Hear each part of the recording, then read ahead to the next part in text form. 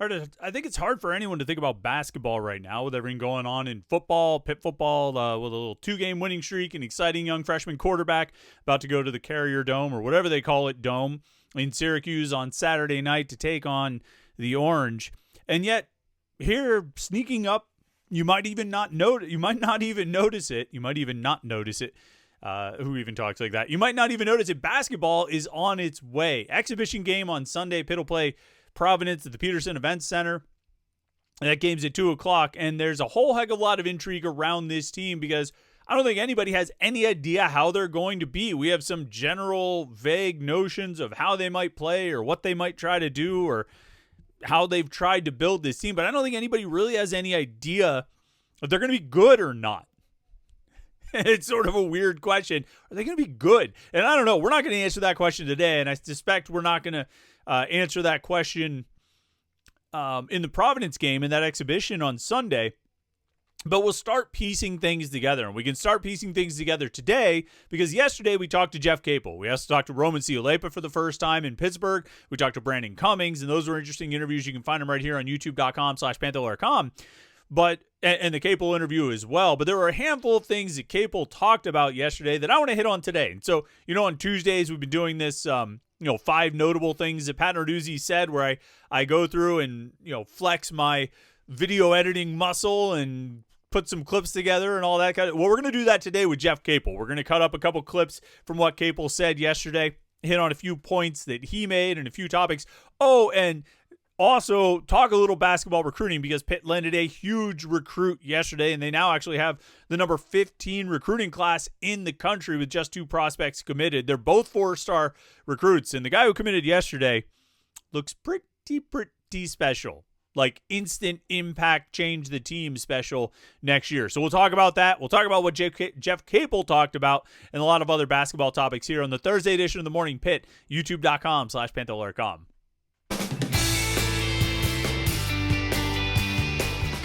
Yeah, this will be an interesting little test, little comparison of the numbers to see how today's Morning Pitt, a basketball-centric Morning Pitt, does compared to some of the other football-centric Morning Pitts that we've had earlier this week. But we have to, if they're going to let us talk to Jeff Capel, and Jeff Capel's always got some interesting things to say, we better talk about it here. Oh, and also, if they're going to land the number 33 prospect in the country, we just might talk about that as well, because that's what happened yesterday. Jeff Capel and the Pitt basketball staff landed Chase Foster. He's a 4-star forward prospect. He's the number 33 overall recruit in the country. He's originally from Baltimore. He's going to IMG Academy, the same school that is the home of Jamal Jones, Pitt's other commitment in the 2026 recruiting class. And Jeff Capel and his staff are kind of cooking on the recruiting trail right now. Chase Foster is a huge land. Good offers, good schools around the country trying to land him, and he is a legit big-time prospect. 6'8" forward, could play, kind of that wing spot for Pitt. Their 3-4 are sort of interchangeable for Pitt, where, you could have Zach Austin play the 3 or the 4, depending on who you pair him with, or if Zach Austin and Blake Hinson are out there together, who was really the 3, who was really the 4. It didn't matter. They were just sort of standing on opposite sides of the court from each other. They like that sort of, not entirely positionless basketball, but to some extent at certain spots there is some element of positionless basketball going on.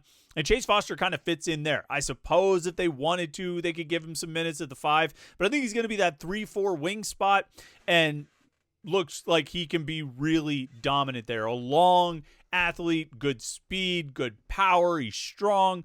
He can shoot. He can finish around the hoops. So you can run like pick and rolls and lobs and things like that. Just a plus athlete all the way around. And the shooting's really coming along. I mean, I've heard different comparisons. One interesting one is like a stronger, better shooting Mo Gee from a couple years ago. Maybe not quite as big as Mo Gee, but that same kind of length on a stronger frame, a more physical frame, and potentially a better shooter. I mean, Mo Gee was a pretty good shooter. So if you're making that comparison, that's strong stuff, I think, right there. A lot of praise for Pitt basketball's recruiting efforts in landing Chase Foster and Jamal Jones. Great start to this 2026 recruiting class. And I think Foster's a guy who can come in and play right away next year. Like next year, he walks in and lines up on the court with Roman Siulepa, who ideally, if all goes according to plan, will be entering his sophomore year and look like a guy who's been in college basketball for a year, be that much further along and that much more developed and that much more mature and improved and ready to contribute. And then you put this big-time prospect, Chase Foster, on the court with him, in addition to, ideally Brandon Cummings, Noyes Indricitis, the makings, Omari Witherspoon, Makari Moore, like some good young talent on this team. And as long as you can hold sort of that nucleus together and add, Chase Foster to it, Jamal Jones to it, chances are we might be more optimistic about next year's team than we are about this year's team right now as we sit here on October 16th, which I know nobody wants to talk about next year. You want to hear what's going to happen this year, and we'll get to that in a second. But pieces are certainly looking like they're in place for next year's team to be pretty good, particularly if they can, return the nucleus and then add a couple key transfers to, what they've got with the nucleus returning, the incoming freshmen, one or two key transfers. You might really have something here, but that's a year down the road. But it does say something to the recruiting staff, the recruiting efforts of the coaching staff and how they've done on the recruiting trail in terms of selling the program. That you're getting a couple of high-level prospects and the chance to add more in this recruiting class. It's right now, like I said, they're number 15 class in the country. And, I think they have a chance to stay in that range as they continue to fill out the 2026 recruiting class. So, if you're looking for reasons for optimism about Pitt basketball, things to feel good about, there's some right there. All right, as for this year's team, obviously a big blow was dealt to this year's Pitt basketball team with Dishon Jackson being out indefinitely due to medical reasons, sort of ruled out medically by the Pitt training staff or medical staff, however you want to, whoever you want to decide as the specific party responsible. And Jeff Capel, first time we've gotten to talk to him since that news broke, and obviously there's a number of questions. He didn't really shed any light or add any new information, said they were somewhat aware of a medical condition in Dishon Jackson's past, but felt like everything was clear. I don't think he's necessarily all that pleased about the way this situation is developed. I'm sure Dishon Jackson is not either, and I think there's probably a lot of ways that a lot of parties are disappointed with this whole thing. But for those of us on the outside, what's most relevant is how it affects the team. And the thing that's interesting to me is that Dishon Jackson was, as much as anybody, when you look at the transfers they brought in, whether it's DeMarco Minor or Barry Dunning Jr. or Noyes Indricitis, like the guys they brought in, they're all gonna have roles. They're all gonna be important. They're all significant contributors this season. But Dishon Jackson was kind of like the top of the heap. They needed a point guard, they needed scoring wings and all those kinds of things, but they needed Dishon Jackson, and I think they built this team around the idea of having Dishon Jackson, the personality and playing style they want this team to have.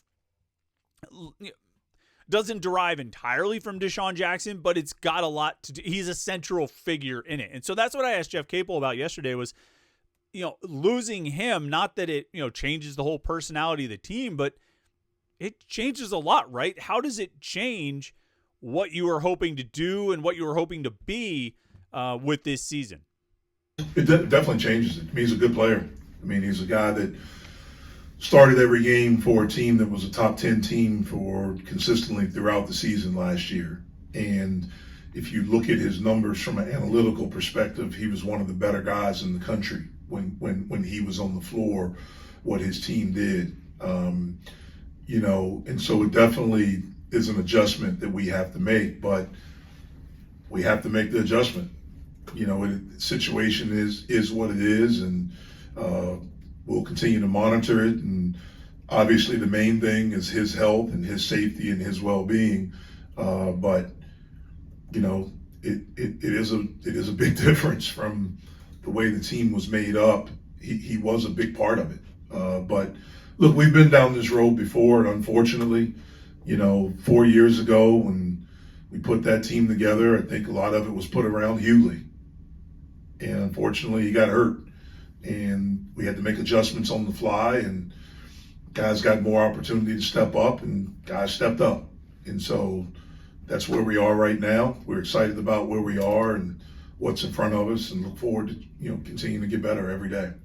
Yeah, like Capel says, Dishon Jackson was, quote, a big part of it. I think it was a big part of what they wanted to do and who they wanted to be and how they were going to kind of build. And there's all kinds of like ramifications and ripples out from this, from that news of, what happens with Cam Corrin and what happens with Kieran Mullen, the freshman who's probably going to have to play now. Like, Capel said it yesterday that they probably don't have the luxury to redshirt him now because they're going to need him on the court playing behind Cam Corrin. And Cam Corrin, maybe he was going to play more 4 this year as opposed to just playing the 5. Now I would think the majority of his minutes are probably going to come at the 5. He's going to be the primary center. When I asked Jeff Capel yesterday, who's your starting 5 for the Providence game, he said he doesn't know yet, other than I think he said the only thing he knows is that Cam will start. Let me just find that quote. I want to make sure that he said, I don't know. I know Cam will start. That was all he had. So Cam Corrin's going to be out there. I mean, I think we can probably reasonably assume DeMarco Minor's going to start and Barry Dunning Jr. is going to start. It'll be interesting to see who else, if Roman Siulepa starts on Sunday, if Brandon Cummings, Noyes Indricitis, how you fill out really the 2 and the 4. I think you could probably assume it's going to be Minor, Dunning Jr., and Corrin as your 1, 3, 5. What about those even numbers? 2 and 4. Probably Brandon Cummings would be my guess. And then, man, throw Roman out there. Give the people what they want. Speaking of Roman Siulepa, he was late arriving this summer due to visa issues. Didn't get to Pitt until late August or early September, somewhere around there. So how's that gone so far? What has Jeff Capel thought of what he's seen from the big Australian rugby player so far since he got to campus? Well, he's been here now for a little bit over a month. He was unfortunately not able to be here this summer with us. He's gotten better in the month that he's been here. It's amazing, in talking to him, this is the first time he's just done basketball exclusively without the rugby, and just how much better he's gotten in the short amount of time that he's been here. I think the thing that I've been pleasantly surprised by with him is his feel for the game. I didn't get a chance to watch Roman live. One of my assistants went over and watched him in the U19s. But we saw a lot of tape, watched a lot of film, and that's something you can't really tell on film. Obviously, you see how hard he plays and the physicality, but he actually has a pretty good feel. And as he's getting acclimated to basketball in the United States, I think that's improving as well. But and he plays hard. He's really physical, and he has an edge about him, which is something that we love. When you say he has a feel for the game, where does that show up? I think his passing. I think that's the biggest thing. Again, like I said, watching tape, you don't know that. But in watching him pass the ball, watching him make reads on some of his drives, some of his cuts, and things like that. Go ahead. Just how much can you define a position for a guy that is that athletic? Yeah, you don't. I try not to define positions for a lot of guys. I want them to be basketball players and teach them how to be basketball players and teach them how to, do multiple things on the court, the guys that are capable of doing that. We think Roman can become a guy that's capable of doing that. He's a guy that can, get a defensive rebound and start a break for us. He is very good in transition. And so we want to utilize that. He's a guy that also, he can really run. And so you can hit ahead to him, because of his size, he can post. So he can run the floor in transition and early post. Those are things that he can do. As he improves his shooting, being able to do things from the trail spot, being able to do things on pick and pop. If there's a smaller guy on him, being able to post him. Yeah, I mean, first impressions from seeing Roman Siulepa in person, I mean, he's just a big dude. I mean, he's big. Like and he looks big and solid. He reminds me of like a Chevy Troutman, just physically. Physically. I haven't seen him dribble the basketball live in person yet. I've watched the same videos you guys have, but I haven't actually seen him in person. We'll all see it for ourselves on Sunday. knock on wood that it doesn't, something doesn't go wrong between now and then, because it always could. But just seeing him sit there in the press conference, you could watch the video too. I mean, he's a big, thick dude. And I think, as the skills come along, the physicality is going to be there, as he develops the feel for the game. Although Jeff Capel said he was impressed with Roman Siulepa's feel for the game. But as that develops, that physicality is going to be there. And it's going to give him a chance, I think, to contribute and get in there and just bang, just push guys around. And if nothing else, while you're trying to develop this or develop that, I mean, Jeff Capel said he, defensively is probably the area where Roman needs to develop the most. You can still be physical with guys. You can still make your presence felt by being a physical force on the court. So I think we're all looking forward to seeing that on Sunday and throughout the season. Some of the other new additions to the Pitt basketball program this offseason include Jay Kuntz, who's the general manager. He was previously in sort of a similar position at West Virginia. And I think this one's interesting. We asked Jeff Capel about it yesterday, about the addition of Jay Kuntz. We hadn't really talked to him since that happened, of what Jay Kuntz brings to the program. And I think some of the language here, some of the wording that Capel uses is really interesting. Well, it's been great. Jay is very different from anyone on my staff. And I felt like that we needed different, not just in the position to have the position. That's something that we've never had, and I think it's something that you need now, because we need to be able to concentrate, especially during the season, on coaching, and helping our guys get better. Jay has done a great job. Not a good job, he's done a great job. And we look forward to him continuing to do it. But it's just, I also felt like we needed a different personality, on our staff, someone that's perhaps a little bit more aggressive, that the relationships are a little bit different, and just someone with experience of putting together or helping put together really good rosters, which is what he did at West Virginia. And so, hopefully he can have some success with that with us.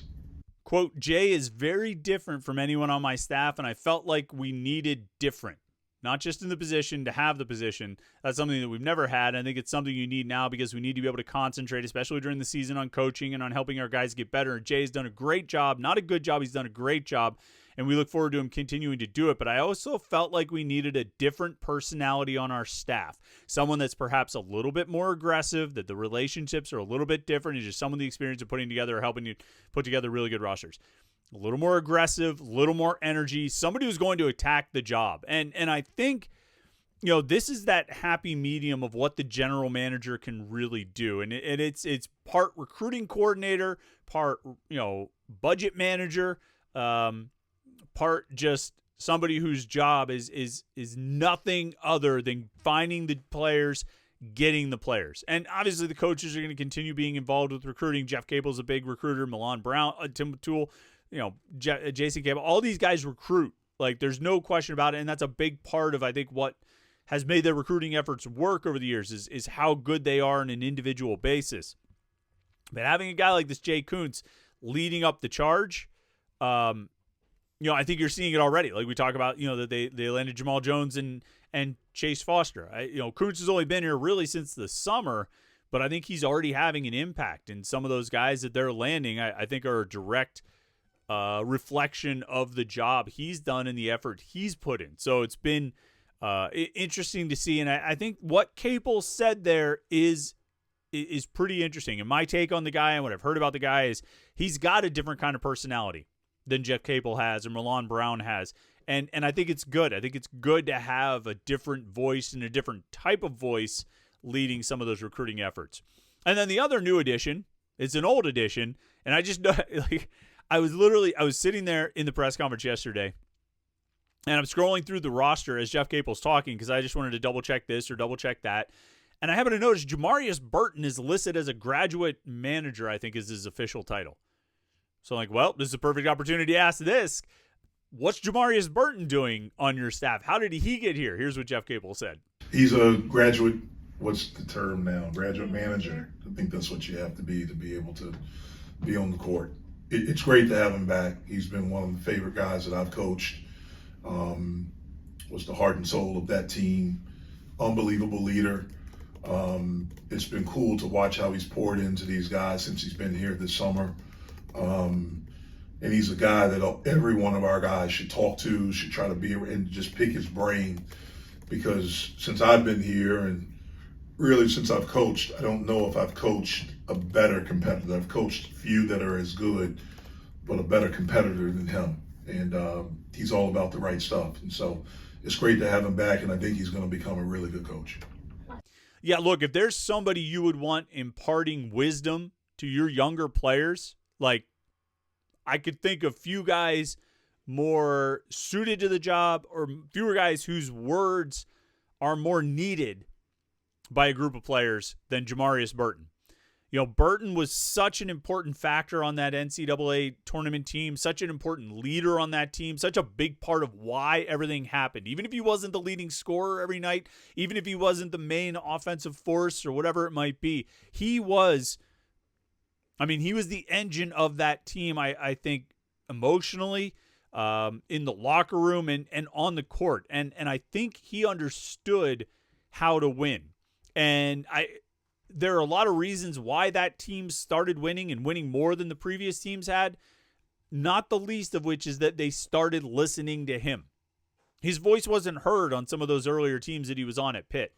But that team that went to the NCAA tournament, they listened to Jamarius Burton, and I think he gets a lot of credit for it. And I think Jeff Capel gets credit for bringing him around the program, because I think it only could be a good thing to have Jamarius Burton around the program and mentoring some of the young players, helping everyone kind of mesh and make sure they're all focused on the same goal. So good to see Jamarius Burton back around the program. Good to see Jeff Capel bring him in. I think it's only going to be a positive. I don't know how many wins it'll translate to. It doesn't guarantee that they're going to make the NCAA tournament, but I think it can only be a positive. So kudos all around on making that happen. All right, we got the mailbag tomorrow, so make sure you check out the message boards at Panther-Lair.com. Get your questions in so we can answer as many as we can in tomorrow's Morning Pitt mailbag.